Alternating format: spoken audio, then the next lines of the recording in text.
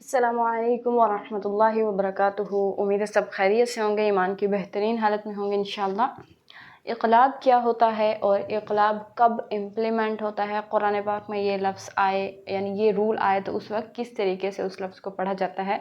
तो आज के लेक्चर में हम सारा इंशाअल्लाह ये कंप्लीट जो चैप्टर है हमारा इसको करेंगे। तो अच्छे तरीके से सारी वीडियो आप लोगों ने देखनी है ताकि आप लोगों को समझ आ जाए कि जो हम पढ़ने जा रहे हैं इक़लाब, इसको हम किस तरीके से कुरान पाक की आयत पे इम्प्लीमेंट कर सकेंगे इंशाल्लाह। अच्छा, जो हमारा बेसिकली टॉपिक है वो है इक़लाब, ठीक है।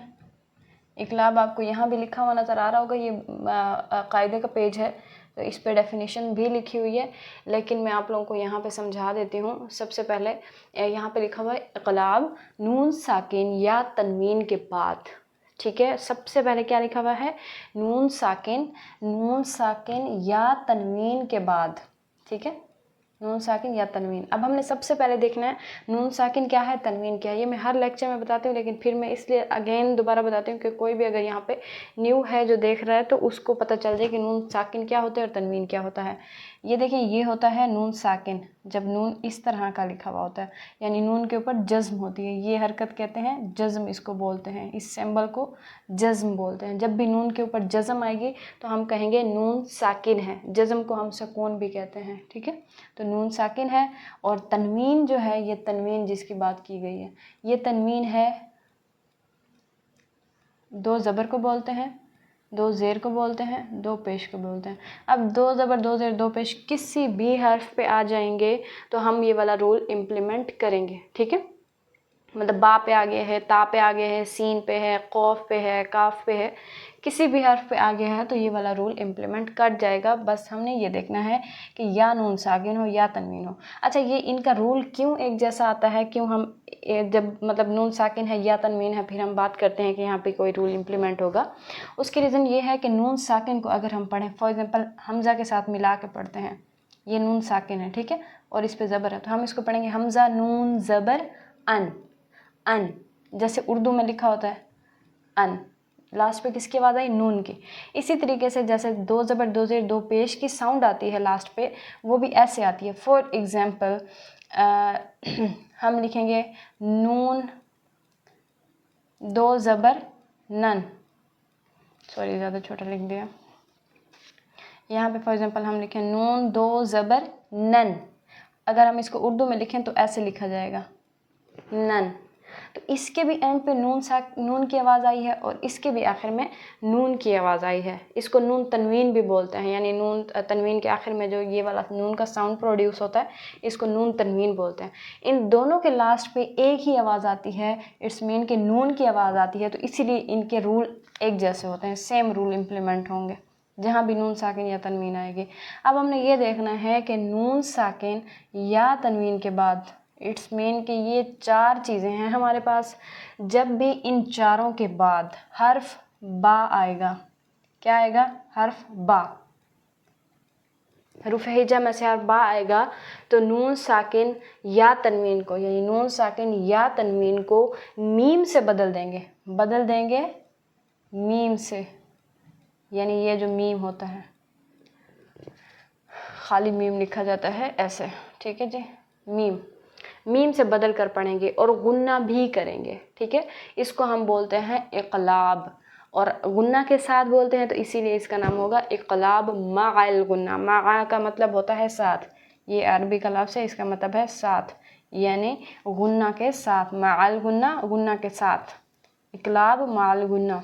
इक़लाब का जो मतलब होता है, इक़लाब का मतलब होता है बदलना, यानी हम नून की आवाज़ को मीम से बदल देंगे, ठीक है, नून की आवाज़ को मीम से बदल देंगे, ठीक है। अब हम इसकी मश्क देख लेते हैं, यकीनन आप लोगों को समझ आ गया होगा इंशाल्लाह। अच्छा जी, तअव्वुज़ और तस्मिया पढ़ लेते हैं, बिकॉज़ हम जब भी कुरान पाक को शुरू करने लगते हैं तो सबसे पहले तअव्वुज़ और तस्मिया को पढ़ते हैं। शुरू कीजिएगा। अऊज़ु बिल्लाहि मिनश शैतानिर रजीम, बिस्मिल्लाहिर रहमानिर रहीम, यहाँ पे कुछ एग्जांपल्स दी गई हैं, यही वाली आप एग्जांपल्स देखें। यहाँ पे देखें नून साकिन है, क्या है, नून साकिन है और उसके बाद हर्फ बा आया है। नून साकिन के बाद क्या आया है, हर्फ बा आया है। तो हम नून साकिन की आवाज़ को मीम से बदल कर पढ़ेंगे। ऐसी कंडीशन में हमेशा छोटा सा एक मीम भी बना होता है, मोस्टली कंडीशन में मीम बना हुआ होता है और कभी कभार नहीं भी होता, लेकिन मीम लिखा हो ना लिखा हो हमें पता होना चाहिए कि जब भी नून साकिन या तनवीन के बाद बा आएगा तो यहाँ इक़लाब का कायदा होगा और हम इसको इम्प्लीमेंट भी करेंगे। ये सारे लफ्ज़ कुरान पाक से लिए हुए हैं, इनके अलावा भी काफ़ी लफ्ज़ हैं जो कुरान पाक में इस रूल के आते हैं। चलें जी, पहला लफ्ज़ पढ़िएगा, मिन बअदी, मिन बअदी। इसमें पूरे होंठों को मिलाएंगे नहीं, जैसे मिम इस तरह से नहीं करेंगे होंठों को, बल्कि हम इसको पढ़ेंगे मिम मिम मिम। होंठ बहुत करीब लेके आएंगे, थोड़ा वाइब्रेशन से भी हमें फील होती है।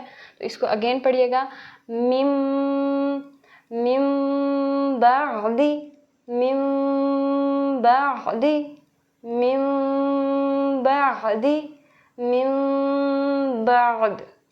ठीक है, इसका वक्फ किया है मैंने, वक्फ भी ज़रूरी होता है, आप लोग पीछे पढ़ चुके होंगे वक्फ क्या होता है। अगर नहीं देखा, नहीं आप लोगों ने लेक्चर सुने तो पीछे जाके आप लेक्चर सुन सकते हैं। ठीक है, साकिन वाली तख्ती देखेंगे या कोई भी तख्ती आप देखेंगे तो उसमें आपको पता चल जाएगा वक्फ क्या होता है। अगेन मैं इसको पढ़ती हूँ, प्रैक्टिस साथ साथ करनी है आप लोगों ने। मिम बअदी, मिम बअदी, मिम बअदी, मिम बअद। पहले मैंने वसल के साथ पढ़ा है, जैसे मिम बअदी, दी को पढ़ा तो इट्स मीन कि मैंने इसका वसल पढ़ा है। इसका वक्फ होगा मिम बअद। ठीक हो गया।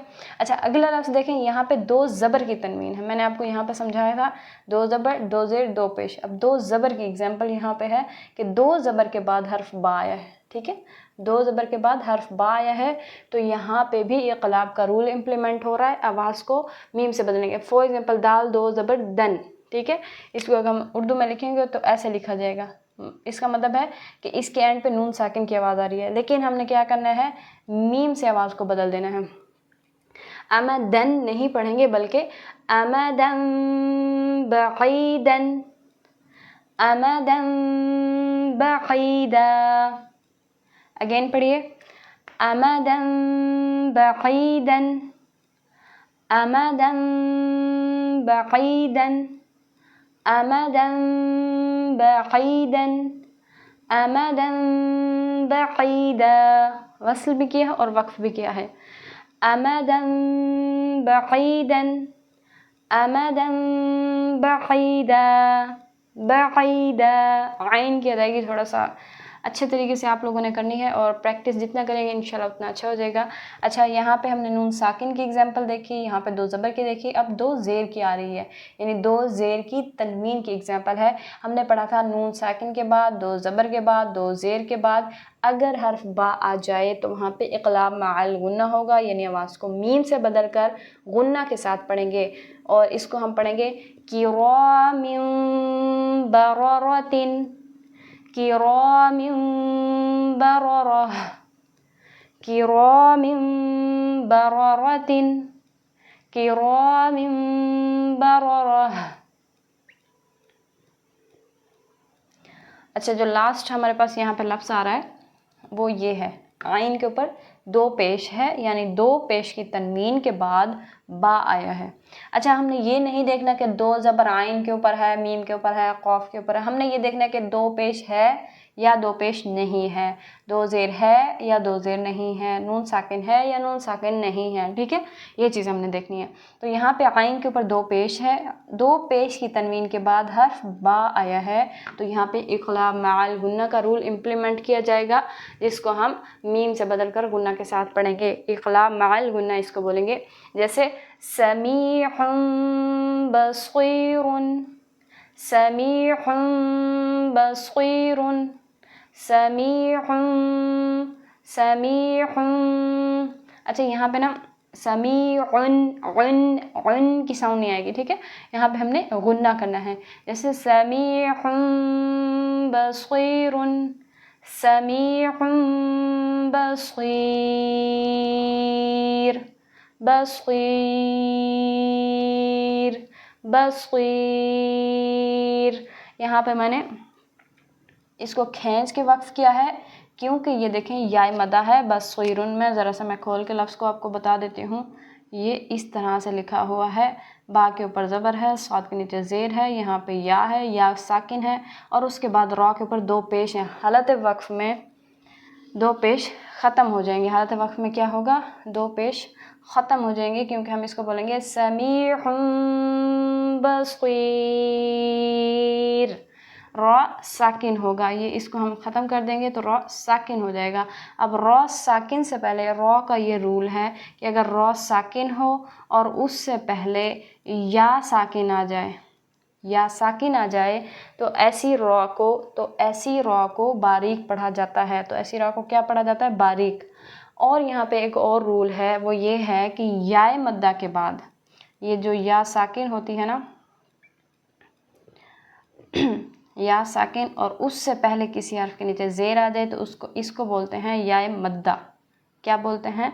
یا مدہ. ٹھیک ہے، یا مدہ. اب یا مدہ کے بعد اگر کوئی حرف ساکن ہو جائے تو وہاں پہ مد عارض وقفی بنتی ہے جس کو ہم 6 حرکات کھینچ کر پڑھیں گے. 2 4 6 کھینچ کے پڑھ سکتے ہیں لیکن 6 حرکات کھینچ کے زیادہ بہتر ہے اگر ہم کھینچ کے پڑھتے ہیں. اب یہاں پہ آپ لوگوں کو پتہ نہیں سمجھ آئی ہے یا نہیں آئی. امید تو کافی ہے کہ آ گئی ہوگی، لیکن اگین میں اس کو اچھے طریقے سے بتا دیتی ہوں کہ یہاں پہ دیکھیں یا مدہ بن رہا ہے صاد یا. صاد ہے، صاد کے نیچے زیر اور یا. ٹھیک ہے، یا ساکن. اگر یا ساکن سے پہلے زیر ہو، یا ساکن سے پہلے زیر ہو تو اس کو بولتے ہیں یا مدہ. ٹھیک ہے، اور حالت وقف میں یہاں پہ را ساکن ہو رہا ہے تو ہم نے پڑھا کہ یا مدہ کے بعد اگر کوئی حرف ساکن ہو جائے تو یہاں پہ مد عارض وقفی بنتی ہے. 6 رکعت کھینچ کے پڑھیں گے. ٹھیک ہے، اور را کو بھی یہاں پہ باریک پڑھیں گے. رول میں نے اچھے طریقے سے آپ لوگوں کو بتا دیا. امید ہے کہ سمجھ آ گئی ہوگی. اگر نہیں آتی تو آپ لوگ کمنٹ میں بتا سکتے ہیں، اور واٹس ایپ پہ آ کے بھی آپ لوگ چیزیں سمجھ سکتے ہیں، اور ایون سبق آپ لوگ سنا بھی سکتے ہیں.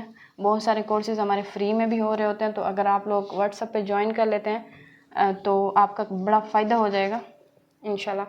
تو آپ لوگوں کو آج کا لیکچر امید ہے سمجھ آ گیا ہوگا. اگلا جو ہے ہم انشاءاللہ نیکسٹ میں پڑھیں گے، جو کہ ہمارے پاس اخفاء کا رول ہوگا.